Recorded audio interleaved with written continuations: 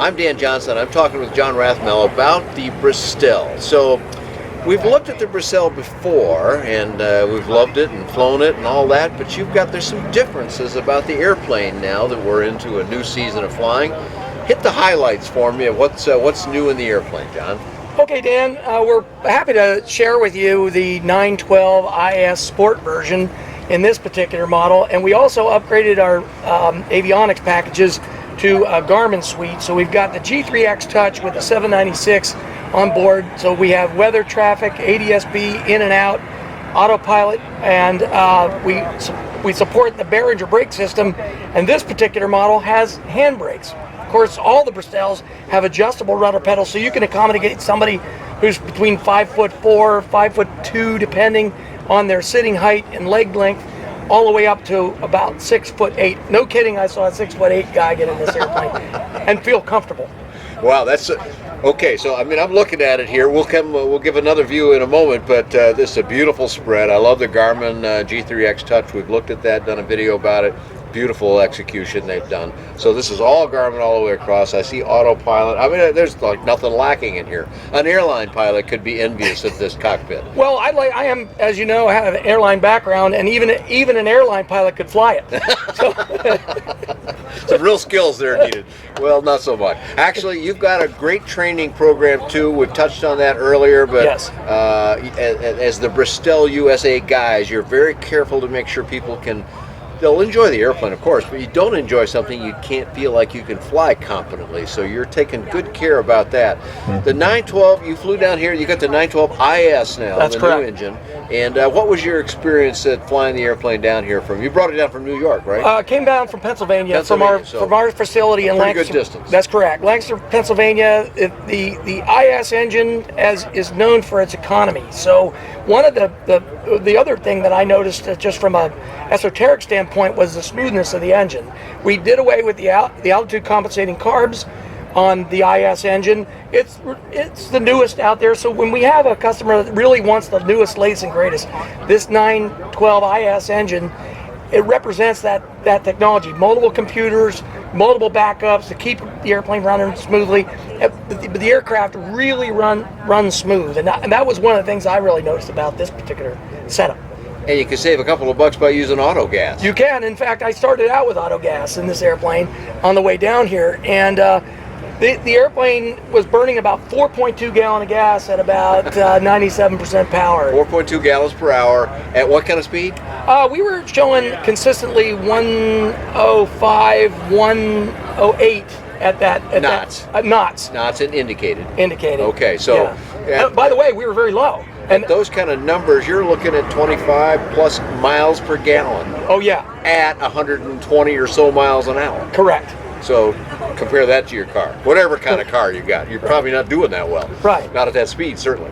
Well, if you think about it, even if you go with best forward speed and you really want to hustle, you're only going to add about another gallon an hour to the actual. And now you could probably run up right near the LSA limit, right? All day long. Yes, sir. So that's 138 miles an hour, 120 knots, and this airplane will do it. It's such a handsome airplane. I like to call the Bristell sort of a fifth generation of this shape of airplane. Right. And Milan's had some background with the earliest iterations of those. So he's just, he and his family members and the rest of his team have just executed very, very nicely. So I'm sitting in the seats of this airplane, and I'm fussy about seats. I like a comfortable seat. This is really doing it for me, not only because of the seat back, it's quite comfortable, it's got head support, but the seat cushion comes so far forward, it's past my knees, so my entire leg is fully supported. I'm thinking this would be a great long-distance cruiser.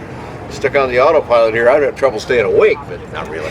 Well, But if I'm taller than I am, I'm a medium height guy. If I'm a real tall guy, the adjustment is on the rudder pedals. That's correct. How does that work? You reach up under here, there's a rudder pedal switch, you can feel it under there. All you do is pull back a little angled hook and it'll adjust up to 6 inches forward or back. It kind of like springs forward and then you push it where you want it? Is that how that works? That's correct. Okay, it's marked here, pedal setting, I see that, so you probably couldn't see it if we had the camera on it, but there's a little handle down there. And let's say the conditions are particularly sporty and you bring the rudder pedals all the way back for takeoff. takeoff, and it's a little bit of a crosswind. So you can have good Very, motion very control. good, and because it's got a steerable nose wheel, it makes it just a little bit safer. So in the event that you'd be in some maybe a different model of airplane, not this particular one, but if you lost brakes and it was differential steering, you could have an issue if you're flying a plane with differential steering. This airplane has a steerable nose wheel. So with a steerable nose wheel, you've got very active control, very positive control while the airplane is firmly attached to the ground. You pop your rudder pedals back a little closer so you've got that firm feel and sportiness. But like you said, on a long trip, you pop the push rudder them back out all the way, and absolutely just sit back and relax, because you're not going to use the rudder. Well, you're not going to use it at all while you got the autopilot on. But even in flight, you're only going to tap them a little bit anyway. You can stretch your legs a bit for that. It is really comfortable here. Now I'm looking in the center of the airplane here. I don't know if we can get our camera in here close, but right behind my hand is this bright red handle.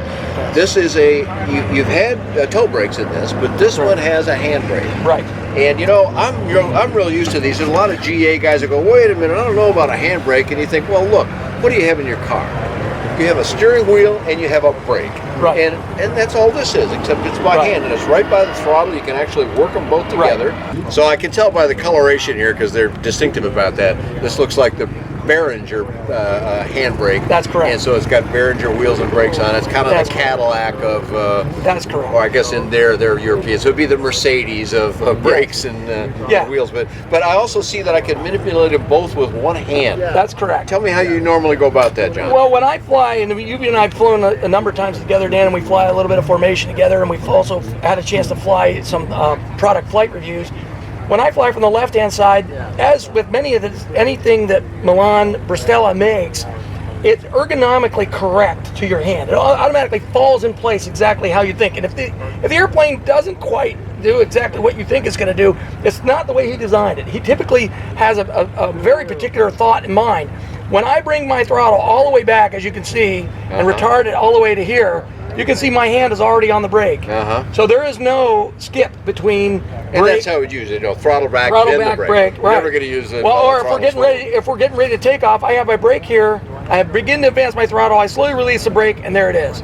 This airplane is ergonomically correct at each phase. And I love Milan's design in that way.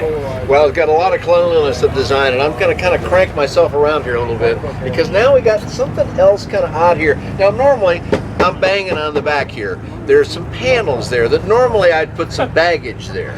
But correct. This is not quite the way we've seen Bristell before. Plus, it looks like I can see all the way to the tail.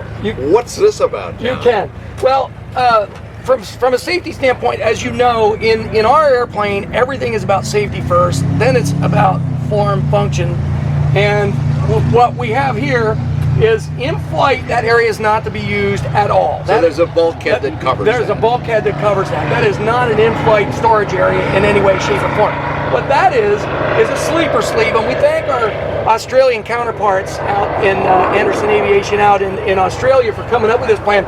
Of course, in Australia, you've got to, if you want to go aero camping, this is the way you do it, and you don't sleep out on the ground where you could be accosted by particularly vile snakes, etc.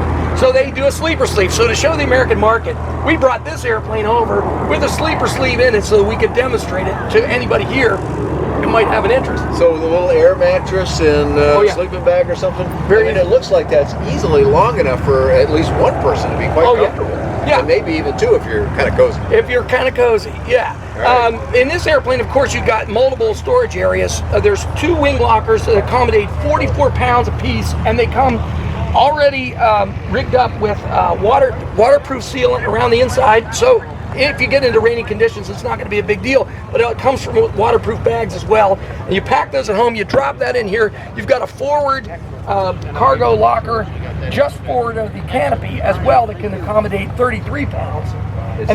So this is a camping model, and then underneath this carbon fiber platform, there is space under there where you'd normally be able to put bags or soft. And that's where you'd have stuff in flight. That's not back there in the rear. That's right. And so in this airplane, what you'd also do is you can easily access all your bags or anything that you would need back here. But as far as getting into the back and having a sleep at a sleepover, you could easily set this up for that. And this is for the demonstration purposes. I don't know that our American market is that camping crazy, but we wanted to show that we have it. Well, it's possible for those that are. Right. So a lot of great things about the Bristell here, John.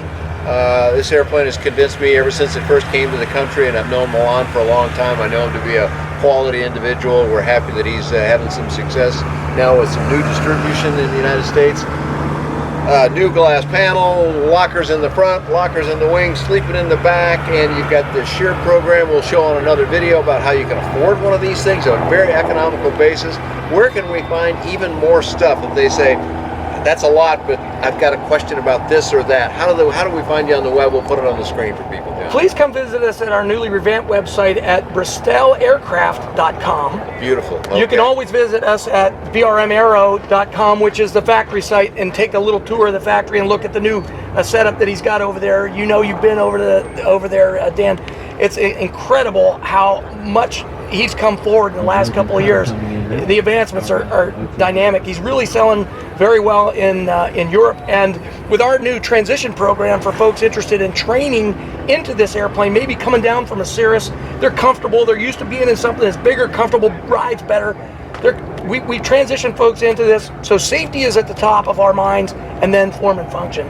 And visit us at BristellAircraft.com and see what you think. BristellAircraft.com. You can find out lots more stuff. Ask all those questions that we didn't answer here. We've got a bunch of them, but there's always more. We appreciate that. And you can find lots more about all kinds of affordable aviation on ByDanJohnson.com. Thanks for joining John and I here on a sunny day at Sun and Fun. Thanks, Dan.